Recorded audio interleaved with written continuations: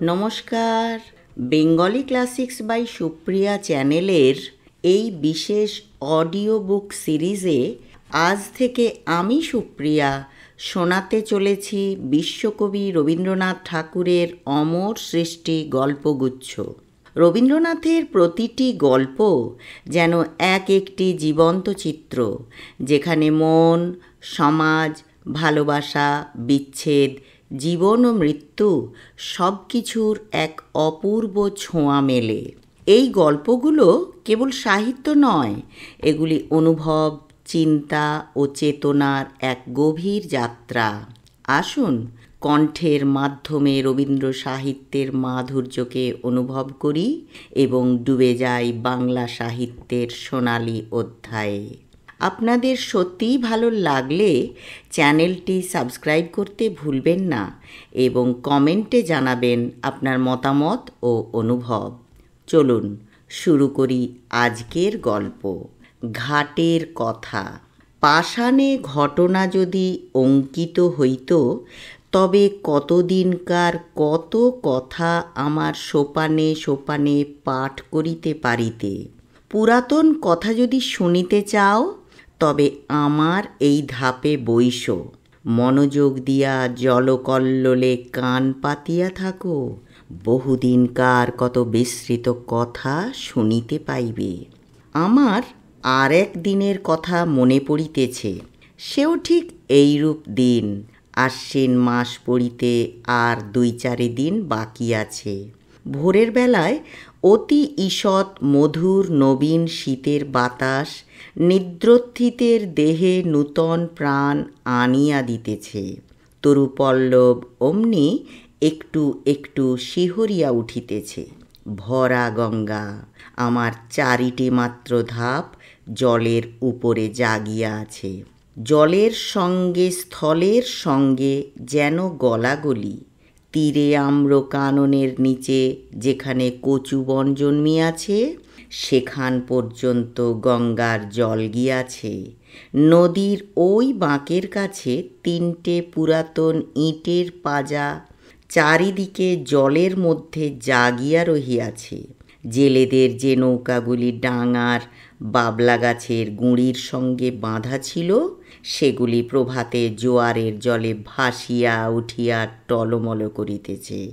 দুরন্ত যৌবন জোয়ারের জল রঙ্গ করিয়া তাহাদের 2 পাশে ছল ছল আঘাত করিতেছে। তাহাদের কর্ণ ধরিয়া মধুর পরিহাসে নাড়া দিয়া যাইতেছে। ভরা গঙ্গার উপরে শরৎ প্রভাতের যে রৌদ্র পড়িয়াছে, তাহার কাঁচা সোনার মতো রং, চাঁপা ফুলের মতো রং। রৌদ্রের এমন রং আর কোনো সময়ে দেখা যায় না। চড়ার উপরে কাশবনের উপরে রৌদ্র পড়িয়াছে। এখনো কাশফুল সব ফুটে নাই, ফুটিতে আরম্ভ করিয়াছে মাত্র। রাম রাম বলিয়া মাঝিরা নৌকা খুলিয়া দিল। পাখিরা যেমন আলোতে পাখা মেলিয়া আনন্দে নীল আকাশে উড়িয়াছে, ছোট ছোট নৌকাগুলি তেমনি ছোট ছোট পাল ফুলাইয়া সূর্যকিরণে বাহির হইয়াছে। তাহাদের পাখি বলিয়া মনে হয়, তাহারা রাজহাঁসের মতো জলে ভাসিতেছে, কিন্তু আনন্দে পাখা দুটি আকাশে ছড়াইয়া দিয়াছে। ভট্টাচার্য মহাশয় ঠিক নিয়মিত সময়ে কোষাকুষি লইয়া স্নান করিতে আসিয়াছেন। মেয়েরা 2-1 করিয়া জল লইতে আসিয়াছে। সে বড় বেশি দিনের কথা নহে, তোমাদের অনেক দিন বলিয়া মনে হইতে পারে, কিন্তু আমার মনে হইতেছে এই সেদিনের কথা। আমার দিনগুলি কিনা গঙ্গার স্রোতের উপর খেলাইতে খেলাইতে ভাসিয়া যায়, বহুকাল ধরিয়া স্থিরভাবে তাহাই দেখিতেছি। এই জন্য সময় বড় দীর্ঘ বলিয়া মনে হয় না। আমার দিনের আলো, রাত্রের ছায়া প্রতিদিন গঙ্গার উপরে পড়ে, আবার প্রতিদিন গঙ্গার উপর হইতে মুছিয়া যায়। কোথাও তাহাদের ছবি রাখিয়া যায় না। সেই জন্য যদিও আমাকে বৃদ্ধের মতো দেখিতে হইয়াছে, আমার হৃদয় চিরকাল নবীন। বহু বৎসরের স্মৃতির শৈবাল ভারে আচ্ছন্ন হইয়া আমার সূর্যকিরণ মারা পড়ে নাই। দৈবাৎ একটা ছিন্ন শৈবাল ভাসিয়া আসিয়া গায়ে লাগিয়া থাকে, আবার স্রোতে ভাসিয়া যায়। তাই বলিয়া যে কিছু নাই এমন বলিতে পারি না। যেখানে গঙ্গার স্রোত পৌঁছায় না, সেখানে আমার ছিদ্রে ছিদ্রে যে লতা গুল্ম শৈবাল জন্মিয়াছে, তাহারাই আমার পুরাতনের সাক্ষী। তাহারাই পুরাতন কালকে স্নেহ পাশে বাঁধিয়া চিরদিন শ্যামল মধুর, চিরদিন নূতন করিয়া রাখিয়াছে। গঙ্গা প্রতিদিন আমার কাছ হইতে এক এক ধাপ সরিয়া যাইতেছেন, আমিও এক এক ধাপ করিয়া পুরাতন হইতেছি। চক্রবর্তীদের বাড়ির ওই যে বৃদ্ধা স্নান করিয়া নামাবলী গায়ে কাঁপিতে কাঁপিতে মালা জপিতে জপিতে বাড়ি ফিরিয়া যাইতেছেন, উহার মাতামহী তখন এতটুকু ছিল। আমার মনে আছে তাহার এক খেলা ছিল। সে প্রত্যহ একটা ঘৃতকুমারীর পাতা গঙ্গার জলে ভাসাইয়া দিত। আমার দক্ষিণ বাহুর কাছে একটা পাকের মতো ছিল, সেইখানে পাতাটা ক্রমাগত ঘুরিয়া ঘুরিয়া বেড়াইত। সে কলসি রাখিয়া দাঁড়াইয়া তাহাই দেখিত। যখন দেখিলাম কিছুদিন বাদে সেই মেয়েটি আবার ডাগর হইয়া উঠিয়া তাহার নিজের একটি মেয়ে সঙ্গে লইয়া জল লইতে আসিল, সে মেয়েও আবার বড় হইল। বালিকারা জল ছুঁড়িয়া দুরন্তপনা করিলে তিনিও আবার তাহাদিগকে শাসন করিতেন ও ভদ্রচিত ব্যবহার শিক্ষা দিতেন। তখন আমার সেই ঘৃতকুমারীর নৌকা ভাসানো মনে পড়িত ও বড় কৌতুক বোধ হইত। যে কথাটা বলিব মনে করি সে আর আসে না। একটা কথা বলিতে বলিতে স্রোতে আর একটা কথা ভাসিয়া আসে। কথা আসে কথা যায়, ধরিয়া রাখিতে পারি না। কেবল এক একটা কাহিনী সেই ঘৃতকুমারীর নৌকাগুলির মতো পাকে পড়িয়া অবিশ্রাম ফিরিয়া ফিরিয়া আসে। তেমনি একটা কাহিনী তাহার পসরা লইয়া আজ আমার কাছে ফিরিয়া ফিরিয়া বেড়াইতেছে। কখন ডোবে কখন ডোবে। পাতাটুকুরই মতো সে অতি ছোট, তাহাতে বেশি কিছু নাই। দুটি খেলার ফুল আছে। তাহাকে ডুবিতে দেখিলে কোমল প্রাণা বালিকা কেবলমাত্র একটি দীর্ঘশ্বাস ফেলিয়া বাড়ি ফিরিয়া যাইবে। মন্দিরের পাশে যেখানে ওই গোসাইদের গোয়াল ঘরের বেড়া দেখিতেছ, ওইখানে একটা বাবলা গাছ ছিল। তাহারি তলায় সপ্তাহে একদিন করিয়া হাট বসিত।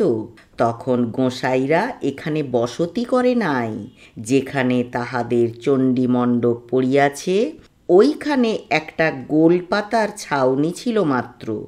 এই যে অশ্বত্থ গাছ আজ আমার পঞ্জরে পঞ্জরে বাহু প্রসারণ করিয়া সুবিকট সুদীর্ঘ কঠিন অঙ্গুলি জালের ন্যায় শিকড়গুলির দ্বারা আমার বিদীর্ণ পাষাণ প্রাণ মুঠা করিয়া রাখিয়াছে, এ তখন এতটুকু একটুখানি চারা ছিল মাত্র। কচি কচি পাতাগুলি লইয়া মাথা তুলিয়া উঠিতেছিল। রৌদ্র উঠিলে ইহার পাতার ছায়াগুলি আমার উপর সমস্ত দিন ধরিয়া খেলা করিত। ইহার নবীন শিকড়গুলি শিশুর অঙ্গুলির ন্যায় আমার বুকের কাছে কিলবিল করিত।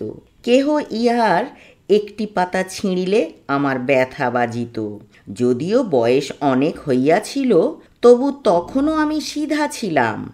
আজ যেমন মেরুদণ্ড ভাঙিয়া অষ্টাবক্রের মতো বাঁকিয়া চুরিয়া গিয়াছি, গভীর ত্রিবলী রেখার মতো সহস্র জায়গায় ফাটল ধরিয়াছে। আমার গর্ভের মধ্যে বিশ্বের ভেগ তাহাদের শীতকালের সুদীর্ঘ নিদ্রার আয়োজন করিতেছে। তখন আমার সে দশা ছিল না। কেবল আমার বাম বাহুর বাহিরের দিকে দুইখানি ইটের অভাব ছিল। সেই গর্তটির মধ্যে একটা ফিঙে বাসা করিয়াছিল। ভোরের বেলায় যখন সে উসুখুসু করিয়া জাগিয়া উঠিত, মৎস্যপুচ্ছের ন্যায় তাহার জোড়াপুচ্ছ 2-4বার দ্রুত নাচাইয়া শীষ দিয়া আকাশে উড়িয়া যাইত। তখন জানিতাম কুসুমের ঘাটে আসিবার সময় হইয়াছে। যে মেয়েটির কথা বলিতেছি, ঘাটের অন্যান্য মেয়েরা তাহাকে কুসুম বলিয়া ডাকিত। বোধ করি কুসুমই তাহার নাম হইবে। জলের উপরে যখন কুসুমের ছোট ছায়াটি পড়িত, তখন আমার স্বাদ যাইত। সে ছায়াটি যদি ধরিয়া রাখিতে পারি, সে ছায়াটি যদি আমার পাষাণে বাঁধিয়া রাখিতে পারি। এমনি তাহার একটি মাধুরী ছিল। সে যখন আমার পাষাণের উপর পা ফেলিত ও তাহার 4 গাছি মল বাজিতে থাকিত, তখন আমার শৈবাল গুল্মগুলি যেন পুলকিত হইয়া উঠিত। কুসুম যে খুব বেশি খেলা করিত বা গল্প করিত বা হাসি তামাশা করিত তাহা নহে। তথাপি আশ্চর্য এই, তাহার যত সঙ্গিনী এমন আর কাহারও নয়। যত দুরন্ত মেয়েদের তাহাকে না হইলে চলিত না। কেহ তাহাকে বলিত কুশি, কেহ তাহাকে বলিত খুশি, কেহ তাহাকে বলিত রাক্ষুসী। তাহার মা তাহাকে বলিত কুসমী। যখন তখন দেখিতাম কুসুম জলের ধারে বসিয়া আছে। জলের সঙ্গে তাহার হৃদয়ের সঙ্গে বিশেষ যেন কি মিল ছিল। সে জল ভারী ভালোবাসিত। কিছুদিন পরে কুসুমকে আর দেখিতে পাই না। ভুবন আর স্বর্ণ ঘাটে আসিয়া কাঁদিত। শুনিলাম তাহাদের কুশি খুশি রাক্ষুসীকে শ্বশুরবাড়ি লইয়া গিয়াছে। শুনিলাম যেখানে তাহাকে লইয়া গেছে সেখানে নাকি গঙ্গা নাই। সেখানে আবার কারা সব নূতন লোক, নূতন ঘরবাড়ি, নূতন পথঘাট। জলের পদ্মটিকে কে যেন ডাঙায় রোপণ করিতে লইয়া গেল। ক্রমে কুসুমের কথা একরকম ভুলিয়া গেছি। 1 বৎসর হইয়া গেছে। ঘাটের মেয়েরা কুসুমের গল্পও বড় করে না। একদিন সন্ধ্যার সময়ে বহুকালের পরিচিত পায়ের স্পর্শে সহসা যেন চমক লাগিল। মনে হইল যেন কুসুমের পা। তাহাই বটে, কিন্তু সে পায়ে আর মল বাজিতেছে না। সে পায়ের সে সঙ্গীত নাই। কুসুমের পায়ের স্পর্শ ও মলের শব্দ চিরকাল একত্র অনুভব করিয়া আসিতেছি। আজ সহসা সেই মলের শব্দটি না শুনিতে পাইয়া সন্ধ্যাবেলাকার জলের কল্লোল কেমন বিষণ্ণ শুনাইতে লাগিল। আম্রবনের মধ্যে পাতা ঝরঝর করিয়া বাতাস কেমন হা হা করিয়া উঠিল। কুসুম বিধবা হইয়াছে। শুনিলাম তাহার স্বামী বিদেশে চাকরি করিত। 2-1 দিন ছাড়া স্বামীর সহিত সাক্ষাৎই হয় নাই। পত্রযোগে বৈধব্যের সংবাদ পাইয়া 8 বৎসর বয়সে মাথার সিঁদুর মুছিয়া গায়ের গহনা ফেলিয়া আবার তাহার দেশে সেই গঙ্গার ধারে ফিরিয়া আসিয়াছে। কিন্তু তাহার সঙ্গিনীদেরও বড় কেহ নাই। ভুবন, স্বর্ণ, অমলা শ্বশুর ঘর করিতে গিয়াছে। কেবল শরৎ আছে, কিন্তু শুনিতেছি অগ্রহায়ণ মাসে তাহারও বিবাহ হইয়া যাইবে। কুসুম নিতান্ত একলা পড়িয়াছে। কিন্তু সে যখন 2টি হাঁটুর উপর মাথা রাখিয়া চুপ করিয়া আমার ধাপে বসিয়া থাকিত, তখন আমার মনে হইত যেন নদীর ঢেউগুলি সবাই মিলিয়া হাত তুলিয়া তাহাকে কুশি খুশি রাক্ষুসী বলিয়া ডাকাডাকি করিত। বর্ষার আরম্ভে গঙ্গা যেমন প্রতিদিন দেখিতে দেখিতে ভরিয়া উঠে, কুসুম তেমন দেখিতে দেখিতে প্রতিদিন সৌন্দর্যে যৌবনে ভরিয়া উঠিতে লাগিল। কিন্তু তাহার মলিন বসন, করুণ মুখ, শান্ত স্বভাবে তাহার যৌবনের উপর এমন একটি ছায়াময় আবরণ রচনা করিয়া দিয়াছিল যে সে যৌবন, সে বিকশিত রূপ সাধারণের চোখে পড়িত না। কুসুম যে বড় হইয়াছে এই যেন কেহ দেখিতে পাইত না। আমি তো পাইতাম না। আমি কুসুমকে সেই বালিকাটির চেয়ে বড় কখনো দেখি নাই। তাহার মল ছিল না বটে, কিন্তু সে যখন চলিত আমি সেই মলের শব্দ শুনিতে পাইতাম। এমনি করিয়া 10 বৎসর কখন কাটিয়া গেল গাঁয়ের লোকেরা কেহ যেন জানিতেই পারিল না। এই আজ যেমন দেখিতেছ, সে বৎসরও ভাদ্র মাসের শেষাশেষি এমন এক দিন আসিয়াছিল। তোমাদের প্রপিতামহীরা সেদিন সকালে উঠিয়া এমনিতর মধুর সূর্যের আলো দেখিতে পাইয়াছিলেন। তাহারা যখন এতখানি ঘোমটা টানিয়া কলসি তুলিয়া লইয়া আমার উপরে প্রভাতের আলো আরও আলোময় করিবার জন্য গাছপালার মধ্য দিয়া গ্রামের উঁচু নিচু রাস্তার ভিতর দিয়া গল্প করিতে করিতে চলিয়া আসিতেন, তখন তোমাদের সম্ভাবনাও তাহাদের মনের এক পার্শ্বে উদিত হইত না। তোমরা যেমন ঠিক মনে করিতে পারো না, তোমাদের দিদিমারাও সত্য সত্যই একদিন খেলা করিয়া বেড়াইতেন। আজিকার দিন যেমন সত্য, যেমন জীবন্ত, সেদিনও ঠিক তেমনি সত্য ছিল। তোমাদের মতো তরুণ হৃদয়খানি লইয়া সুখে দুঃখে তাহারা তোমাদেরই মতো টলমল করিয়া দুলিয়াছেন।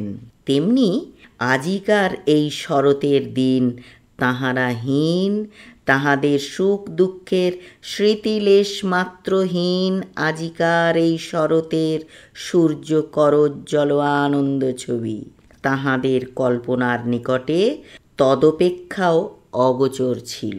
সেদিন ভোর হইতে প্রথম উত্তরের বাতাস অল্প অল্প করিয়া বহিতে আরম্ভ করিয়া ফুটন্ত বাবলা ফুলগুলি আমার উপরে এক আধটা উড়াইয়া ফেলিতেছিল। আমার পাষাণের উপরে একটু একটু শিশিরের রেখা পড়িয়াছিল।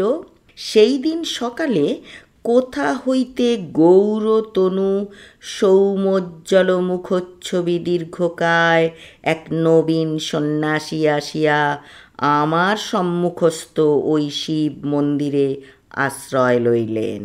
সন্ন্যাসীর আগমন বার্তা গ্রামের রাষ্ট্র হইয়া পড়িল। মেয়েরা কলসি রাখিয়া বাবা ঠাকুরকে প্রণাম করিবার জন্য মন্দিরে গিয়া ভিড় করিল। ভিড় প্রতিদিন বাড়িতে লাগিল। একে সন্ন্যাসী, তাহাতে অনুপম রূপ, তাহাতে তিনি কাহাকেও অবহেলা করিতেন না। ছেলেদের কোলে লইয়া বসাইতেন, জননীদিগকে ঘরকন্যার কথা জিজ্ঞাসা করিতেন। নারী সমাজে অল্পকালের মধ্যেই তাহার অত্যন্ত প্রতিপত্তি হইল। তাহার কাছে পুরুষও বিস্তর আসিত। কোনোদিন ভাগবত পাঠ করিতেন, কোনোদিন ভগবদ্ গীতার ব্যাখ্যা করিতেন, কোনোদিন মন্দিরে বসিয়া নানা শাস্ত্র লইয়া আন্দোলন করিতেন। তাহার নিকটে কেহ উপদেশ লইতে আসিত, কেহ মন্ত্র লইতে আসিত, কেহ রোগের ঔষধ জানিতে আসিত। মেয়েরা ঘাটে আসিয়া বলাবলি করিত, আহা কি রূপ! মনে হয় যেন মহাদেব সশরীরে তাহার মন্দিরে আসিয়া অধিষ্ঠিত হইয়াছেন। যখন সন্ন্যাসী প্রতিদিন প্রত্যুষে সূর্যোদয়ের পূর্বে শুকতারাকে সম্মুখে রাখিয়া গঙ্গার জলে নিমগ্ন হইয়া ধীর ও গম্ভীর স্বরে সন্ধ্যা বন্দনা করিতেন, তখন আমি জলের কল্লোল শুনিতে পাইতাম না। তাহার সেই কণ্ঠস্বর শুনিতে শুনিতে প্রতিদিন গঙ্গার পূর্ব উপকূলের আকাশ রক্তবর্ণ হইয়া উঠিত। মেঘের ধারে ধারে অরুণ রঙের রেখা পড়িত। অন্ধকার যেন বিকাশোন্মুখ কুঁড়ির আবরণপুটের মতো ফাটিয়া চারিদিকে নামিয়া পড়িত ও আকাশ সরোবরে উষা কুসুমের লাল আভা অল্প অল্প করিয়া বাহির হইয়া আসিত। আমার মনে হইত যে এই মহাপুরুষ গঙ্গার জলে দাঁড়াইয়া পূর্বের দিকে চাহিয়া যে এক মহামন্ত্র পাঠ করেন, তাহারই এক একটি শব্দ উচ্চারিত হইতে থাকে আর নিশীথিনীর কুহক ভাঙিয়া যায়। চন্দ্র তারা পশ্চিমে নামিয়া পড়ে, সূর্য পূর্বাকাশে উঠিতে থাকে, জগতের দৃশ্যপট পরিবর্তিত হইয়া যায়। এক মায়াবী। স্নান করিয়া যখন সন্ন্যাসী হোম শিখার ন্যায় তাহার দীর্ঘ শুভ্র পুণ্যতনু লইয়া জল হইতে উঠিতেন, তাহার জটা জুটো হইতে জল ঝরিয়া পড়িত। তখন নবীন সূর্যকিরণ তাহার সর্বাঙ্গে পড়িয়া প্রতিফলিত হইতে থাকিত। এমন আরও কয়েক মাস কাটিয়া গেল। চৈত্র মাসে সূর্যগ্রহণের সময় বিস্তর লোক গঙ্গা স্নানে আসিল। বাবলাতলায় মস্ত হাট বসিল। এই উপলক্ষে সন্ন্যাসীকে দেখিবার জন্য লোক সমাগম হইল। যে গ্রামে কুসুমের শ্বশুরবাড়ি, সেখান হইতেও অনেকগুলি মেয়ে আসিয়াছিল। সকালে আমার ধাপে বসিয়া সন্ন্যাসী জপ করিতেছিলেন। তাহাকে দেখিয়াই সহসা একজন মেয়ে আর একজনের গা টিপিয়া বলিয়া উঠিল, ওলো, এ যে আমাদের কুসুমের স্বামী। আর একজন আঙুলে 2 ঘোমটা কিছু ফাঁক করিয়া ধরিয়া বলিয়া উঠিল, ওমা, তাই তো গা, এ যে আমাদের চাটুজ্যেদের বাড়ির ছোট দাদাবাবু। আর একজন ঘোমটার বড় ঘটা করিত না, সে কহিল, আহা, তেমনি কপাল, তেমনি নাক, তেমনি চোখ। আর একজন সন্ন্যাসীর দিকে মনোযোগ না করিয়া নিঃশ্বাস ফেলিয়া কলসি দিয়া জল ঠেলিয়া বলিল, আহা, সে কি আর আছে, সে কি আর আসবে, কুসুমের কি তেমনি কপাল। তখন কেহ বলিল, তার এত দাড়ি ছিল না। কেহ বলিল, সে এমন একহারা ছিল না। কেহ কহিল, সে যেন এতটা লম্বা নয়। এই রূপে এ কথাটার একরূপ নিষ্পত্তি হইয়া গেল, আর উঠিতে পাইল না। গ্রামের আর সকলেই সন্ন্যাসীকে দেখিয়াছিল, কেবল কুসুম দেখে নাই। অধিক লোক সমাগম হওয়াতে কুসুম আমার কাছে আসা একেবারে পরিত্যাগ করিয়াছিল। একদিন সন্ধ্যাবেলা পূর্ণিমা তিথিতে চাঁদ উঠিতে দেখিয়া বুঝি আমাদের পুরাতন সম্বন্ধ তাহার মনে পড়িল। তখন ঘাটে আর কেহ লোক ছিল না। ঝিঝি পোকা ঝিঝি করিতেছিল। মন্দিরের কাঁসর ঘণ্টা বাজা এই কিছুক্ষণ হইল শেষ হইয়া গেল। তাহার শেষ শব্দ তরঙ্গ ক্ষীণতর হইয়া পরপারের ছায়াময় বনশ্রেণীর মধ্যে ছায়ার মতো মিলাইয়া গেছে। পরিপূর্ণ জ্যোৎস্না, জোয়ারের জল ছলছল করিতেছে। আমার উপরে ছায়াটি ফেলিয়া কুসুম বসিয়া আছে। বাতাস বড় ছিল না, গাছপালা নিস্তব্ধ। কুসুমের সম্মুখে গঙ্গার বক্ষে অবারিত প্রসারিত জ্যোৎস্না।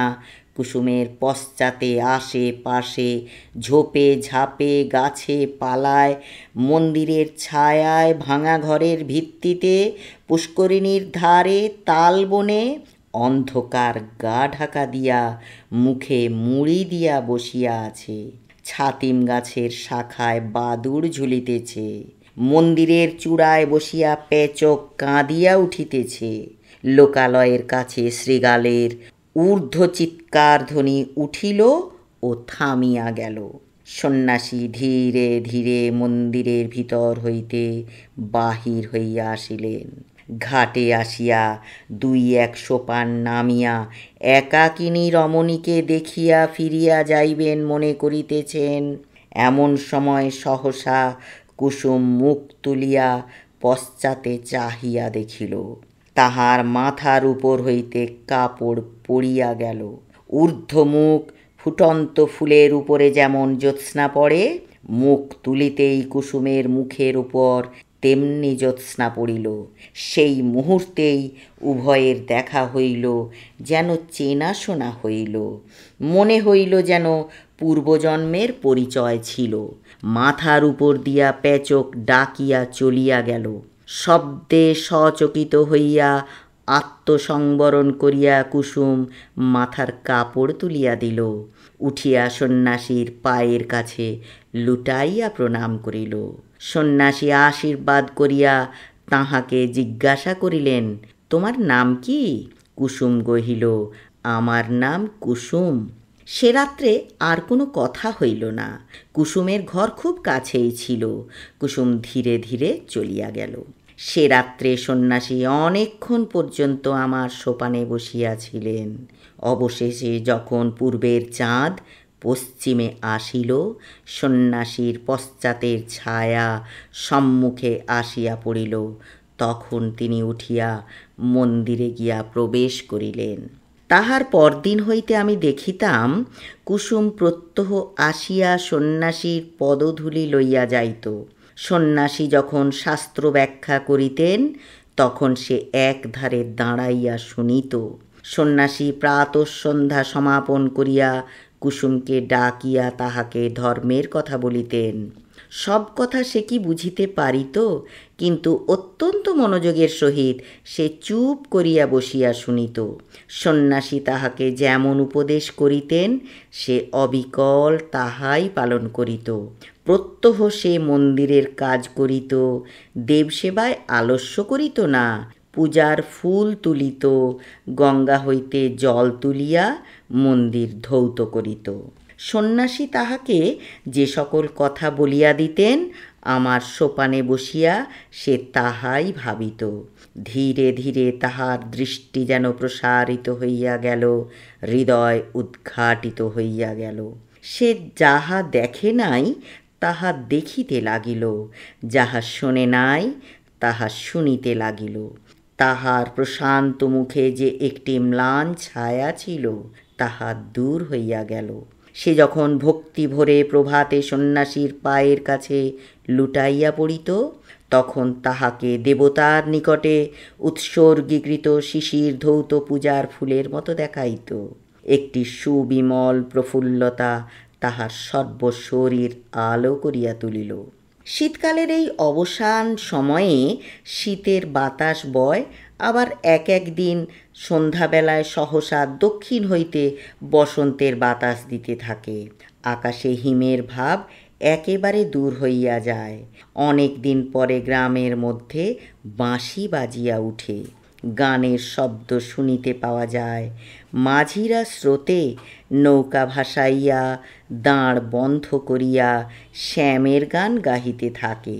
শাখা হইতে শাখান্তরে পাখিরা সহসা পরম উল্লাসে উত্তর প্রত্যুত্তর করিতে আরম্ভ করে। সময়টা এইরূপ আসিয়াছে। বসন্তের বাতাস লাগিয়া আমার পাষাণ হৃদয়ের মধ্যে অল্পে অল্পে যেন যৌবনের সঞ্চার হইতেছে। আমার প্রাণের ভিতরকার সেই নবযৌবনোচ্ছ্বাস আকর্ষণ করিয়াই যেন আমার লতাগুল্মগুলি দেখিতে দেখিতে ফুলে ফুলে একেবারে বিকশিত হইয়া উঠিতেছে। এ সময় কুসুমকে আর দেখিতে পাই না। কিছুদিন হইতে সে আর মন্দিরেও আসে না, ঘাটেও আসে না। সন্ন্যাসীর কাছে তাহাকে আর দেখা যায় না। ইতিমধ্যে কি হইল আমি কিছুই জানিতে পারি নাই। কিছুকাল পরে একদিন সন্ধ্যাবেলায় আমারই সোপানে সন্ন্যাসীর সহিত কুসুমের সাক্ষাৎ হইল। কুসুম মুখ নত করিয়া কহিল, প্রভু, আমাকে কি ডাকিয়া পাঠাইয়াছেন? হ্যাঁ, তোমাকে দেখিতে পাই না কেন? আজকাল দেবসেবায় তোমার এত অবহেলা কেন? কুসুম চুপ করিয়া রহিল। আমার কাছে তোমার মনের কথা প্রকাশ করিয়া বলো। কুসুম ঈষৎ মুখ ফিরাইয়া কহিল, প্রভু, আমি পাপীয়সী, সেই জন্যই এত অবহেলা।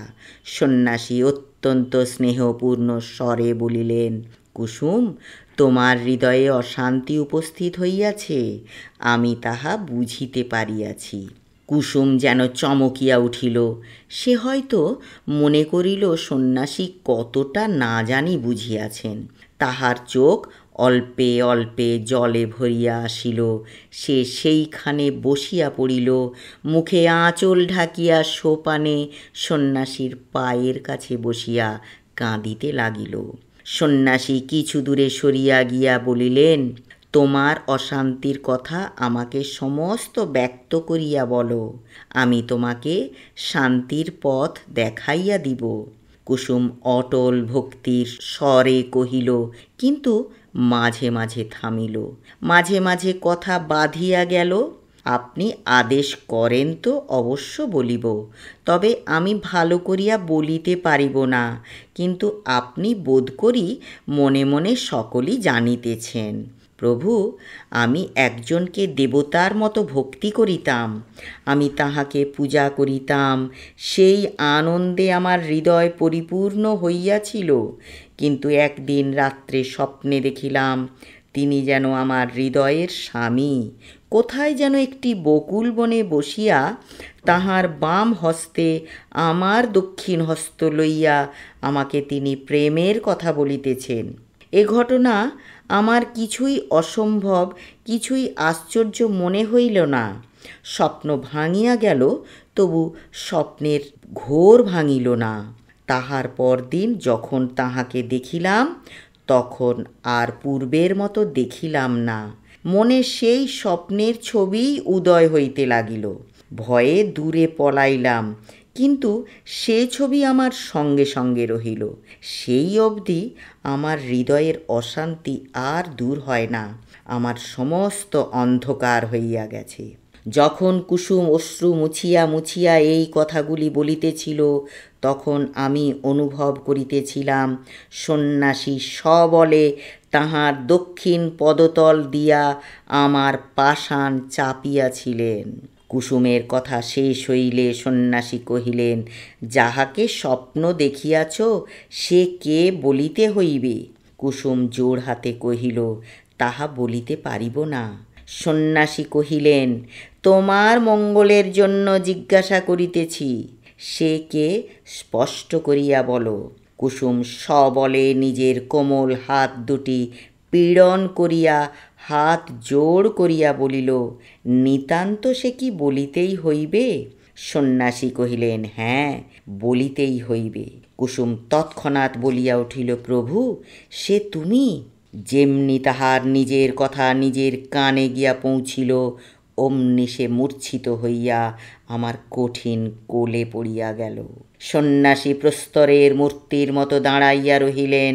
যখন মূর্ছা ভাঙিয়া কুসুম উঠিয়া বসিল, তখন সন্ন্যাসী ধীরে ধীরে কহিলেন, তুমি আমার সকল কথাই পালন করিয়াছ, আর একটি কথা বলিব, পালন করিতে হইবে। আমি আজই এখান হইতে চলিলাম, আমার সঙ্গে তোমার দেখা না হয়, আমাকে তোমার ভুলিতে হইবে। বলো, এই সাধনা করিবে?